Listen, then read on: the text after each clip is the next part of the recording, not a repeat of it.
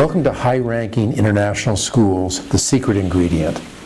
I'm Harry Chaucer, a professor at Castleton University in Vermont and an educator of 45 years. My purpose in this video is to report out part of what I learned on a recent sabbatical in Finland, Estonia, and Canada. These countries have caught the attention of educators due in part to their high test scores. One measure of school success is international test scores. PISA science results seem to indicate that the U.S. 15-year-olds ranged 25th in the world, but in reality, when you consider the grouping of statistically similar jurisdictions, the U.S. is actually 10th in a group that includes 12 other countries: Ireland, Portugal, France, Sweden, and others. These countries are statistically indistinguishable. In fact, NAEP scores show that American schools have been improving over the decades. We're good, but we could be better. That's what this film is about. So what does it mean to be a high-performing school? Test scores are only one narrow indicator. Happy, well-adjusted human beings who have cultivated their intelligence, find meaning in life, are capable of love and being loved, can see without bias what is before them, are joyous and able to cope with difficulties, contribute to the common good, live an honest and sustainable life. This is what we want for our own kids. Why not for all of our nation's children? We value creativity as well as the basics in our own kids. Why not for all? Recently, I spent a few weeks in a teacher education university and schools in Finland, Estonia, and Canada in search of the secret sauce.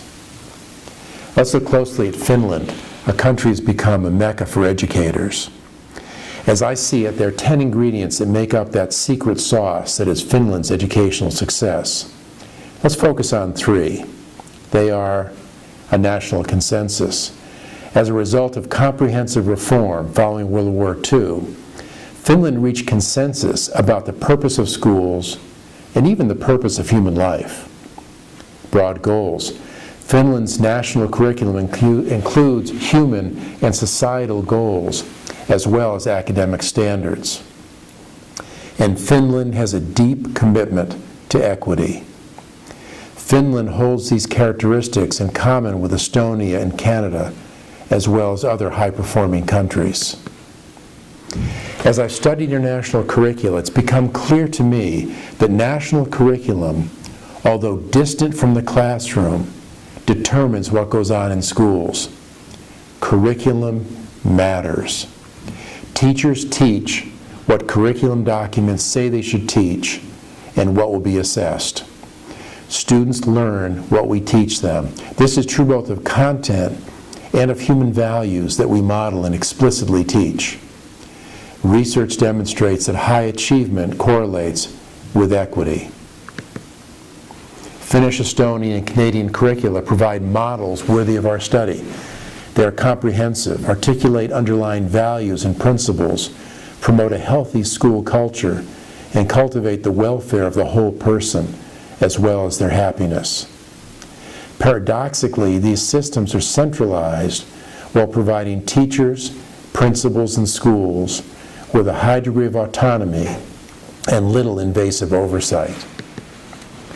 There is a national consensus in each country that education is of the highest priority. These systems are based on trust. Concern for students and families outweigh political concerns. Teaching, teachers, and learners are valued. Equity is highly valued. In contrast, U.S. curricula are fragmented, narrowly defined, as with the Common Core focus on, quote, career and college readiness. Our curricula fail to cultivate the whole person. U.S. oversight is paternalistic and centralized through textbook publishers, national assessments, and teacher-proof curriculum programs. Teachers and teaching are not held in high regard. Just look at the recent protests that began in West Virginia and have spread to Oklahoma, Kentucky, Arizona, and other states. Privatization and profit-making are wolves howling at the door of our public schools. Unlike high-performing countries, we are not at all in agreement that education is a common good. In the U.S., we experience political tensions between conservatives and liberals, changing educational trends, national, state, and local levels of government, and between the fundamental view of schools as profitable businesses versus democratic institutions serving the public good. Rather than harmony, conflict characterizes the U.S. system.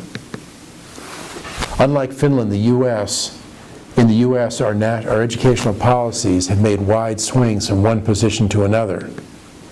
From World War II through the 70s, the United States strived for equity and inclusion. The 80s brought out a movement for accountability and standards. And then more recently, we have seen a move towards proficiencies, privatization, national testing, and for-profit schools. In contrast, following World War II, Finland committed to a common K-9 education called peruskoulu, to teacher, school, and student autonomy, and to co-equal vocational and liberal arts choices. Finland set a course and has been making refinements over the last 60 years. Researchers such as Jonathan Kozol tell us that our schools are more segregated than they were during the civil rights era, and that economic inequity is greater than during the time of the Great Society. Equity and achievement are related. Schools with concentrated poverty tend to show low overall achievement. According to the Non-Discrimination Act in Finland, nobody may be discriminated against on the basis of their age, ethnic, or national origin, nationality, language, religion, belief, opinion, health, disability, sexual orientation, or other personal characteristics. Roma people have the right to schooling in their own language. Peruskoulu, the light blue shaded part of the diagram at left, is a Finnish term for the first 9 years of a student's formal education. Peruskoulu is a common liberal arts education for all students in heterogeneous classrooms and schools. Towards the top of this chart show the two fluid tracks beyond Peruskoulu, an academic one and a co-equal technical one. Students can move between tracks as their needs dictate. I had an opportunity to be a visiting scholar at the University of Tampere, one of 9 teacher education programs in Finland. Tampere has a proud labor history from its former textiles and paper industry. I also had a chance to visit Lapland, much of which is above the Arctic Circle. Native Sami Laplanders speak the Sami language, and many are reindeer herders. By law, Finnish education must provide Sami people with instruction in their native language. Curriculum is detailed in a single curriculum document for the basic educational years. Primary teacher and curriculum principal Kirsi Marja states, "Curriculum is like a Bible. Curriculum gives overall standards. Teachers' professional knowledge, rather than the standards, drive the planning."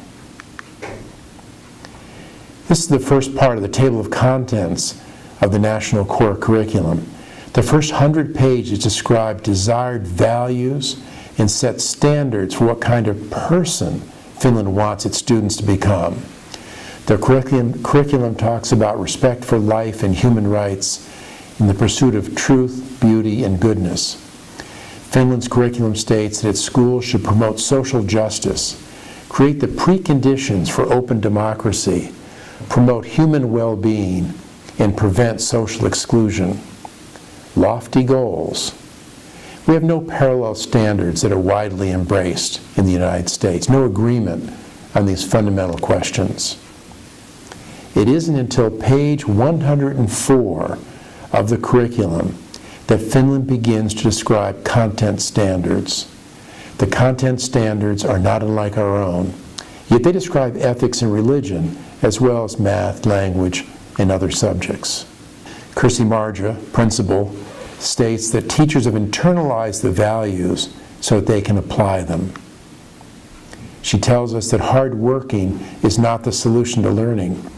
We must let the brain relax while the body is involved in something else. Learning happens if we give it possibility. Researchers call this consolidation.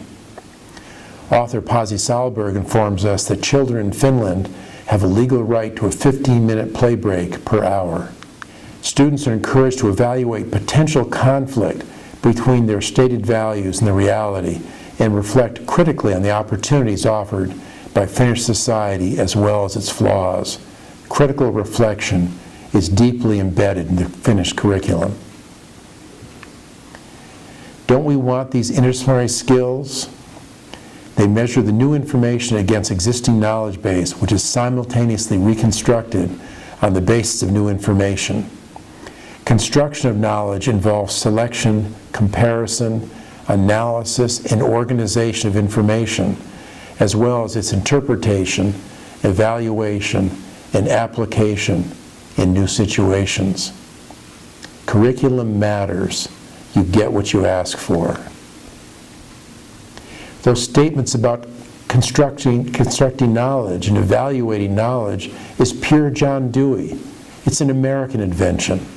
Why have we wandered so far from our philosophical roots? Similar to Finland, in Estonia, core individual and social values are enshrined in the national curriculum. The curriculum references the ethical principles specified in the Constitution of the Republic of Estonia, the Universal Declaration of Human Rights, the Convention on the Rights of the Child, and the basic documents of the European Union. These national and international anchors protect Estonia from the tug and pull of political forces. The Ontario curriculum states that curriculum should cultivate a positive sense of well-being, the sense of self, identity, and belonging in the world that will help them to learn, grow, and thrive. Canada wants students to become active members of their communities, able to bring about positive change and to flourish in society. To be internationally competitive, we in the U.S. must heighten our focus on well-being as a crucial prerequisite for long-term success. Let's look more closely at core values. In Estonia, one of the core values and goals of the educational system in Estonia is to shape the values that serve as the basis for the successful interaction of happiness in personal life and society. Basic school lays a foundation for self-management as a self-aware person, as a member of one's family, nation, society, who takes a tolerant and open attitude to the world's diversity and people. In Finland, the objective of basic education is to support pupils' growth towards humanity and ethically responsible membership of society, and to promote the knowledge and skills needed in life. Ontario states that all students learn best when instruction, resources, and the learning environment are well suited to their particular strengths, interests, needs, and stage of readiness. In contrast, the U.S. Department of Education tells us that the U.S. wants to, quote, promote student achievement and preparation for global competitiveness, far narrower goals.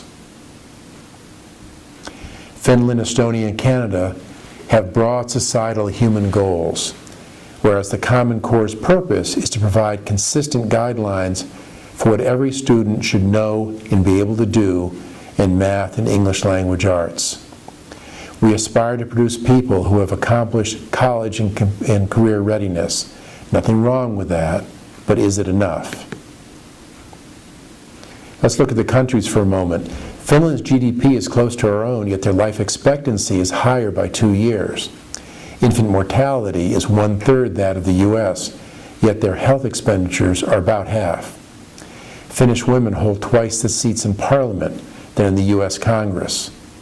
Their educational system is producing rational decision makers who are creating an inclusive, healthy, humane, and decent country.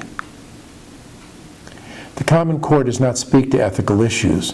By limiting our learning to skills and knowledge, we avoid the realm of higher-order thinking in unpredictable real-world environments where synthesis and judgment are crucial. It is when we seek truth, make moral arguments, ask value questions, evaluate arguments, and make judgments that learning is powerful, consequential, and memorable. Simply put, higher-order thinking matters, and decontextualized skills and knowledge are simply a means to an end. Students are motivated when they have the reasonable degree of autonomy, when their work is purposeful, and when they are challenged to become masterful. Our curriculum is fragmented, piecemeal, and disciplinary bound. Look at all the places you have to go to find all the different curriculum documents by all the different groups that have created them. Here's an upper secondary school in Finland. National curriculum determines what goes on in classrooms. Curriculum matters. Teachers teach what curriculum documents say they should teach and what will be assessed. Students learn what we teach them. If the U.S. is to be the very top tier in student learning and well-being internationally, we must engage in a national discussion about the importance of children, families, and schools, depoliticize education, and articulate the values that we hold in common. Our core founding documents, such as the Declaration of Independence, Constitution, and Bill of Rights, as well as our traditions, give us guidance. Our schools are very good and are getting better. We are a diverse country striving for equity. Our teachers are deeply committed and passionate about their subjects. They need the country to support them by valuing their work, by agreeing on common values, and committing to education as a common, publicly supported good. Thank you very much.